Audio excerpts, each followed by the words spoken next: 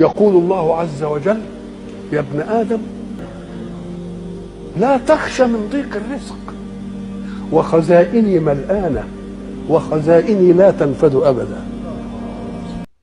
تتعبي والتربية مش سهلة وكل حاجة، بس عايزة اقولك بمجرد ما تطلعي كده وتجيبي يعني تشوفي البيض كده بعينيكي وتشوفي الانتاج وتشوفي يعني انتاج تعبك، بجد بيهون عليكي اي تعب وبتنسي اي تعب في حياتك.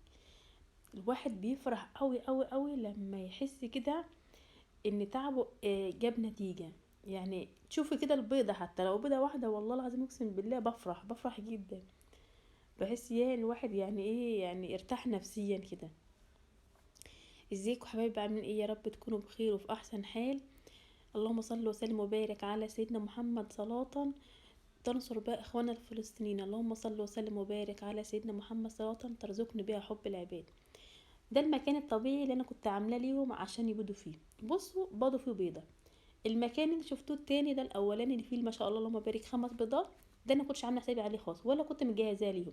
انا كنت مره كنسه العشه كده بالليل، فقلت ايه مش هشيل الكنسه ديت في دلوقتي، خليها صبح احطها في شكاره. جيت لقيتهم بقى ايه حاطين فيها البيض، اخدوها بقى اي مكان البيض. استغربت يا رب ده فراخ معفنه دي ولا ايه يا رب، يعني انا عاملهم مكان كده ومظبطاهم وفي الاخر ما بضوش فيه مع انه كانوا بيبيضوا فيه قبل كده. وجم في الكنسه بتاعه العشه عجبتهم بقى. الكنسه دي كانت مطرح بقى ايه عيدان البرسيم والكلام ده كله نشفت وكده، فعملوها بقى كأنها ما شاء الله عشه ليهم كده او مكان ليهم كده، يعني حتى مظبطين كده قاعده كده مقعد ليهم. فلقيت فيه ما شاء الله البيض ده والله ما بارك كمان، يعني كمان يعني كميه البيض فيه كانت اكتر من اللي انا عاملاه. فهم بيضوا بمزاجهم يعني. بصوا انا طلعت دلوقتي المغربيه الساعه داخله على 5:30 كده، رحت منزله الستاره اللي انا عاملاها دي في البلكونه. انا كل يوم بطلعهم الاوضه دي الاوضه اللي ببيتهم فيها. بخرجهم الصبح الساعه، يعني لما بحط الاكل الساعه 8 الساعه 7 وقت ما بحط الاكل بخرجهم. الساعه 10 بطلع اشيل الستاره ديت عشان الشمس بتكون دخلت الاوضه. شمس حلوه جدا للفراخ صراحه، وكمان بتطهر المكان وبتنشف اي يعني فضلات نازله من الفراخ وكده وطبعا بيزروتوا الدنيا ميه والكلام ده كله، فبتنشف الاوضه وبتخليها حلوه. فبفتح كده للشمس كده على الساعه 9 10. وارجي بالليل بقى بقيتهم في المكان ده. عايزه اقول لكم بقى الفراخ البلدي عشان تديكي انتاج اهتمي بيها، مش باكلها بس بنظافتها كمان. هي تعب زي ما بقول لكم في اول فيديو، تعب وكل حاجه، بس انك تشوفي البيض بعد التعب ده تنسي ده كله. بتقعدي بقى تنضفي زي ما بتشوفي كده بجيب بالسكينه بتاعه المعجون دي واقعد اعمل اوطي. عايزه اقول لكم دراعاني بتبقى وجعاني والله، بس مش مشكله عندي يعني. التعب ما بحس بعده براحه كده وحاجه كده انتاج كده وفرحت ما بنساه والله. هنعملهم بقى الوجبه بتاعت بالليل، هم عملهم بقى شويه اكل كده، يعني عيش كده على خضره على شويه حاجات بواقي بيت. انا هطلهم علف بالنهار صراحه، هم ليهم وجبتين عندي، وجبه العلف الصبح ووجبه ايه العيش والخلطه بتاعت البيت بالليل. ما بتكتريش خاطر برضو ما تدهنيش بطن الفرخه كده وتعرف تبيض.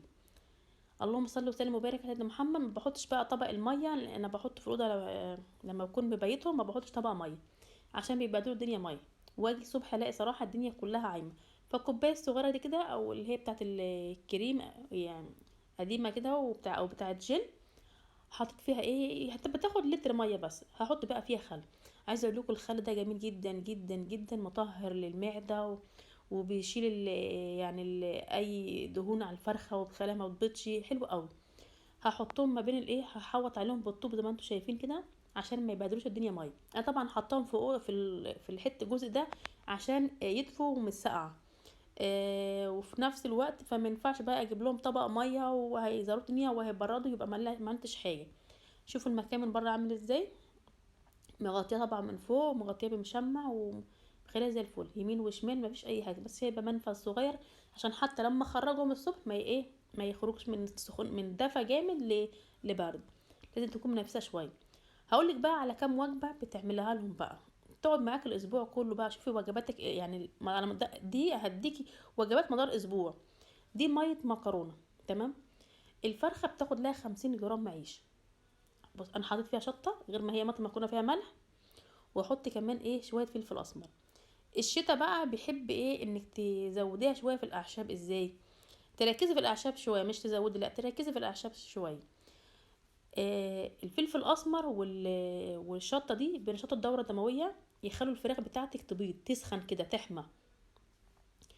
وبالنسبه اللهم صل وسلم وبارك على سيدنا محمد، ميه المكرونه دي يعني يعتبر زي النشويات كده، فانا مش هرميها خساره صراحه يعني.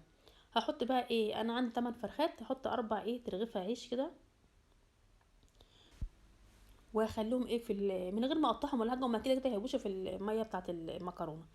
وطبعا انا حطيت شويه شطه، بس الشطه ما تحطهاش كل يوم، ممكن تحطها يوم ويوم بس بمقدار ضعيف جدا، يعني عايزه اقول لك طرف المعلقه او اقل من ربع المعلقه شطه.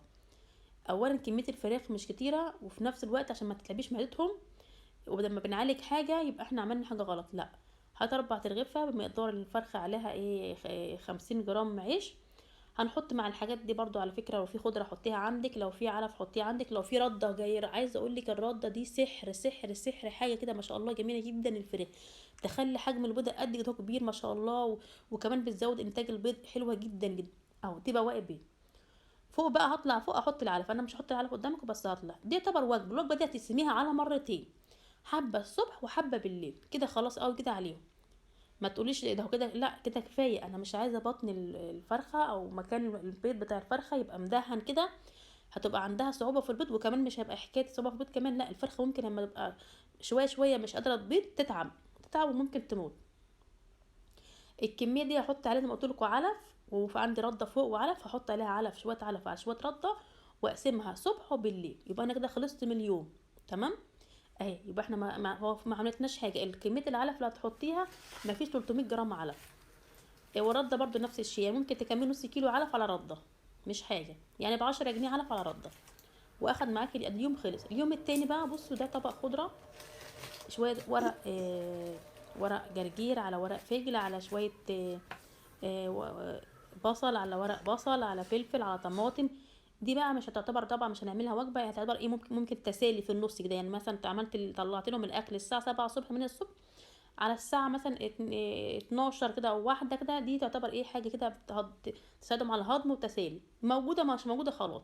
عندك كرومبا مثلا، هطلعي الورق التالف، طلعي الورق الاخضر اللي مش عايزاه، اكيد يعني بيجي عليك كل يوم في حاجة. عندك خاص، طلعي الورق الخاص بتاعها، ما تقطعيش. هما كده الفراخ ما دام عدى 6 شهور بتنقر مع نفسها. عايزه اقول لك انا بيجي عليها اوقات بحذف لهم العيش بحاله، بس اهم حاجه يكون طري، بينقروه من غير ما تقطعيه.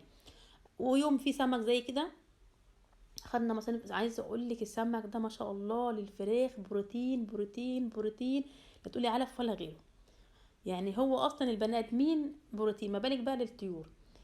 هناخد بقى عشان الراس بتاعت السمك دي انا بخاف لا ياكلوها تقف في زورهم ولا حاجه، كان عنده قطه صراحه ووقف في زورها عضميه فعنده عقده، ممكن احطه كده بس انا خايفه.